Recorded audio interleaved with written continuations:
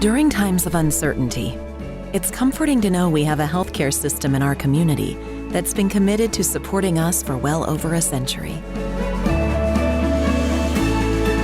In this current time, we are standing together, and our bond is stronger than ever. KDMC, caring for our community like no one else can.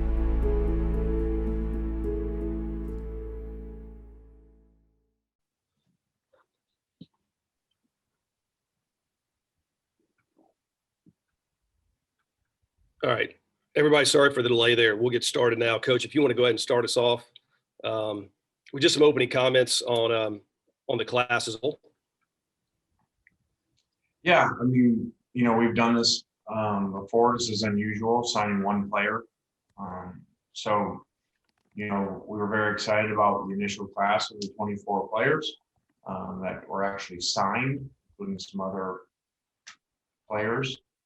And to add one today, a top 50 player in the country, who's not just a great football player, but a great baseball player too, so we can continue the relationship of having kids play two sports, which we definitely are about. I think that it's great for them. It's great for the university, just like John Rice and just like Ely do. So you just usually don't find 325 pounders that do it, and we happen to find one. So I'm sure whatever rankings, this is the top 20 class and all the rankings, whatever that means. Most importantly, that we got a great player today.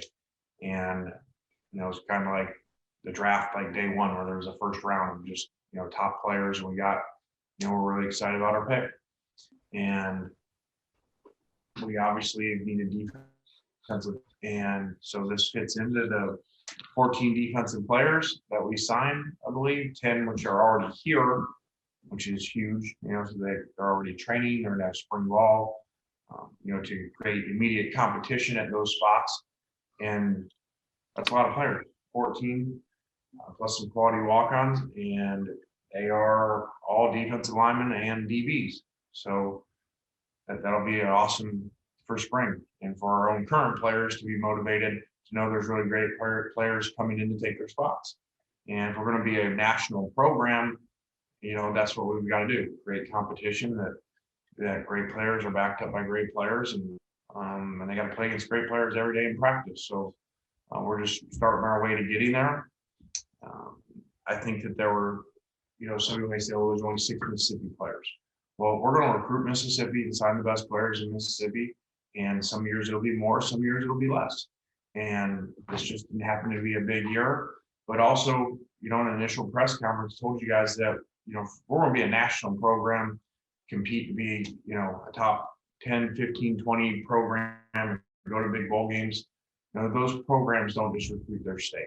Those programs recruit nationally. You've just seen this one all over the place. Kids from Florida, kids from all the way up in the Northeast, Philly, DC. So, that's what we're going to do. And hopefully, I think your year that you perform shows up more in 2 years down the road, not necessarily that season itself. So I think the way that we played, the excitement, the energy around the program helped, but I think that'll pay off even more next year. And, and hopefully you'll see us get more national top players to add to our program, so we become one of those elite programs that we're chasing and that we came here to be.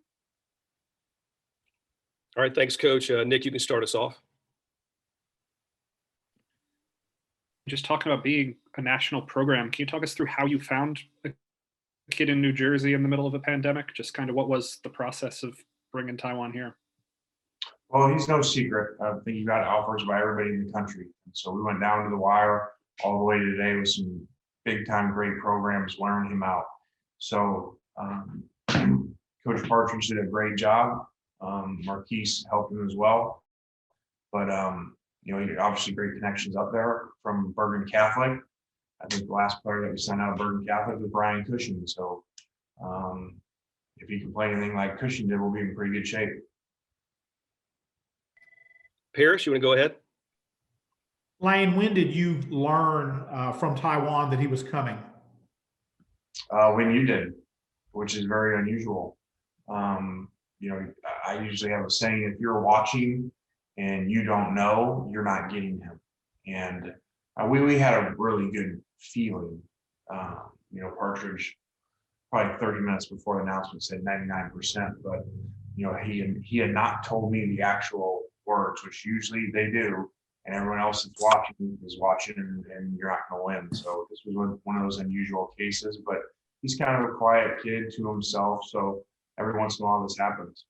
Well, that was kind of what we had read and seen, I guess, or what I had read and seen. So when you're watching an announcement like that and you don't know, or are you pacing? Are you sitting? Do you go to the kitchen? I mean, what do you do during that time? Well, I actually couldn't find it on the computer, and I thought it was a little bit later. And so I actually was finishing up yoga and came out of it, and I called Partridge saying, "Hey, I can't find this thing." He goes, "Oh, he's already coming." So I guess it was good luck that I didn't actually see it. Ben, you can go. Lane, you already kind of touched on this, but the collaborative effort with baseball with two-way guys, you've done it for now over a year. What's that like in the relationship with the baseball staff? Well, it's awesome to have a top, 5 program. I think we're number 1 in the country before COVID. To have, and it's one thing to have a great baseball program that wins. It's another thing to have one that wins and wins with style, and has a crowd like the way they do at baseball games that these kids know about it around the entire country, and they know about the outfield deal, everything. So the baseball staff was unbelievable in recruitment, and that's unusual because a lot of times you see, oh, it's a football player, maybe play some baseball, but coach and his assistants did an unbelievable job. And I got on our assistants because I think they did a better job than ours did at times. So it was a group effort, though. We had Zooms with I think one of the Zooms with him, we had like 28 people on it. So a lot of credit to a lot of people. Next is Neil.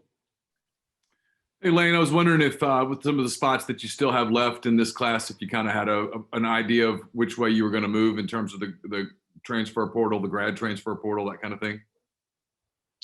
Well, I think you're going to see 2 waves. The initial wave that already happened, we weathered that pretty well ourselves with our own players.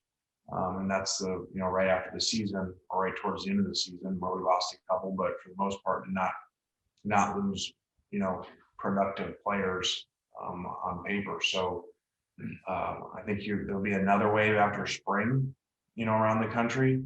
And also, since the rule really wasn't passed, just assumed to be, that I think there are some kids around the country that were like, okay, they probably would have left, but they want to wait and see to make sure that it's passed. And there's also the question, is the SEC rule going to pass as well? So will you not be able to just transfer? Will you be able to interconference transfer one time for free? So I think you're going to see kids wait, and that's why we have held a few spots, because it would be great. It's like free agency, it'd be, especially on defense, it'd be great to have a couple of premier players for the last couple of spots, to get us to where we want to be on defense.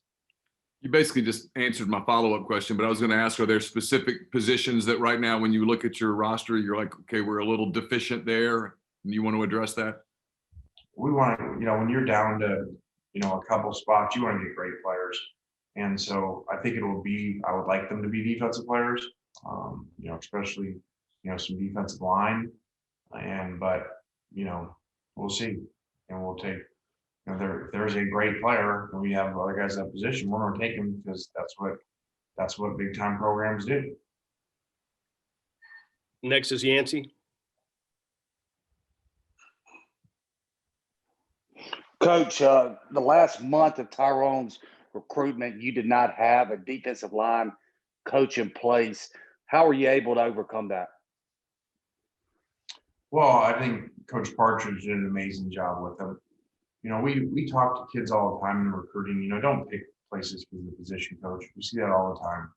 They pick it because of position coach, and they leave. The position coach leaves, and they want to transfer. You got to pick a place for the university, someone that even if coaches move, you still want to go to. I think a lot of times they do the head coach too, but Marquise did a great job recruiting him throughout the process with Coach Partridge. And so they did a really good job. And I think this kid was more than who's the D-line coach, because this is a 2-sport athlete with a lot in play. That's a very, very smart, intelligent kid too, that was big on education as well. Thanks, Coach. Yep. Next is John.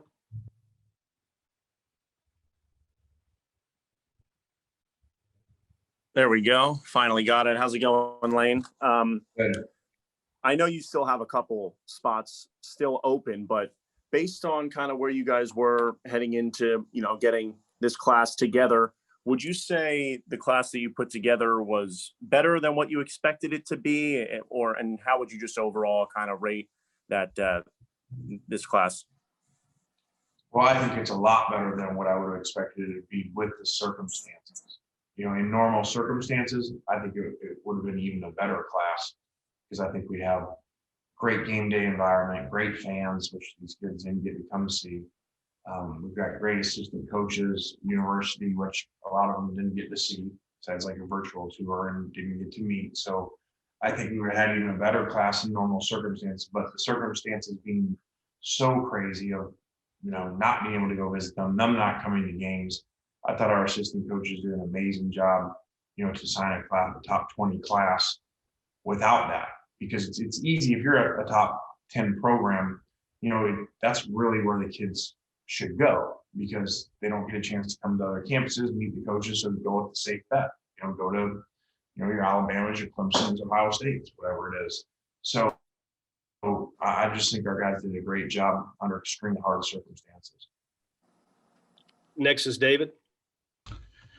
Lane, just a follow up to something you were asked previously, but I know he hasn't been here long, but can you tell us a little bit about the role Randall Joyner might have played in the recruitment of Tywone Malone? Yeah, it was obviously really late. You have to ask Tywone that more. I know that they did talk. He was on one of the Zooms at the end when we were with him and his family. So I don't know. You have to ask him.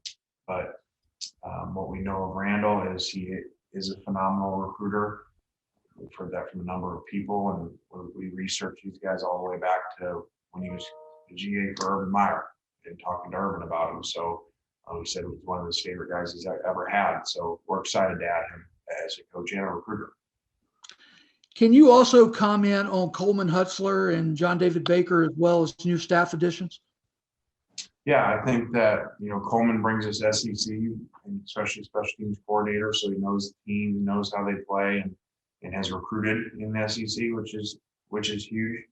And then, we got with John, we got a tight end coach that people rave about his overall knowledge, eventually be a coordinator and possibly a head coach someday. So just really thought in the interview process that he really knew a lot of football, was a bright, 30-year-old coaching at USC that knows a lot about offense, and not just, the air raid offense. Next is Parrish. Lane, can you tell us what you're hearing about spring football? I mean, what do you think it's going to happen? I do. I'm operating as that. So I don't have our dates in front of us, but we are planning on having it. All right. Any other questions for Coach? All right, guys. Thanks. Have a great week.